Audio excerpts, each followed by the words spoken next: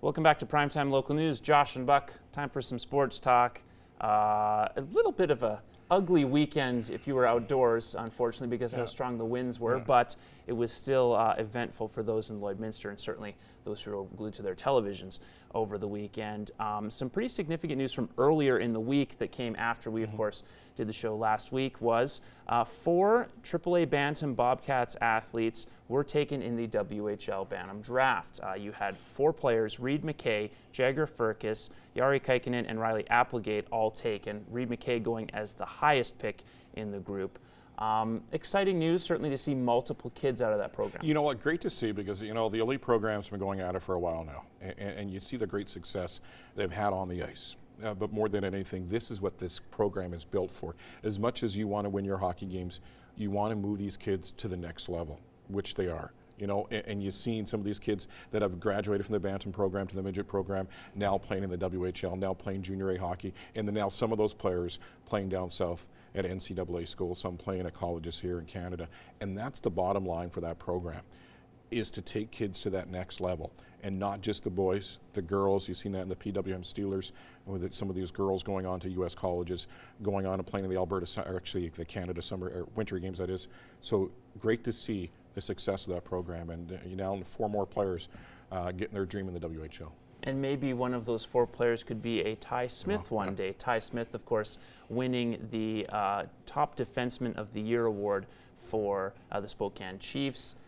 Already had several accolades in the WHL, but nice way to round off his career. Yeah, you know what? When you saw Ty playing here with the midget AAAs, and you saw how poised he was with the puck, how strong he was on his skates, how good he was, how he quarterbacked that power play, how good a solid player he was through and through, you knew there was something very special with Ty Smith. You knew that he was going to be the next one, and he is the next one. He came pretty close to making the Devils. Who's kidding who? He was one of the last cuts in training camp, went back to Spokane, was a little bitter about getting cut, and that's good, because look what happened to him this season in Spokane, top defenseman, and you got to think when they go to fall camp in Jersey, he's got a very good shot at making that team.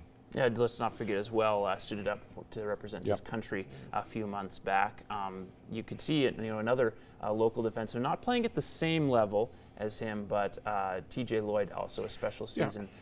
That's, again, it's not a big hockey market, but you've produced some really high quality players over the past couple of years, and with those Bantam guys, just continues to lay groundwork for more. Yeah, and before the elite program, you saw the Wade Reddens, you saw the Scotty Hartnells, the Clark MacArthurs, but there wasn't a lot of them. There was 1 or 2 real good ones, but now you're seeing 5, 6, 7, 8 good ones every season with a shot at going to that next level, so it's great to see.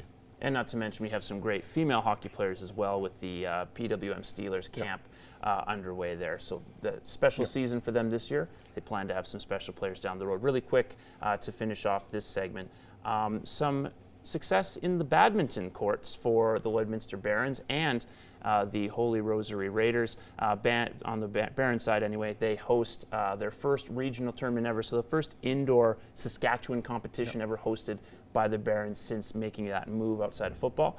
And you have 3 teams going to provincials, 2 golds. One of those golds is the women's doubles pair of Allie Robinson and Savannah Schenner, who have been lighting it up this year. Yeah, and they were lighting it up in Alberta, and now they're making the move to Saskatchewan, and probably their competition doesn't know a lot about them, and they're going to find out. They're going to find out, because anything short of gold for that team is going to be a disappointment. But great success in Alberta, and you're kind of expecting the same in Saskatchewan. Absolutely. Now have won 6 golds this year, so expecting another one, or certainly shooting for another one this coming weekend in Saskatchewan. We'll have more sports talk in the next hour on Primetime Local News.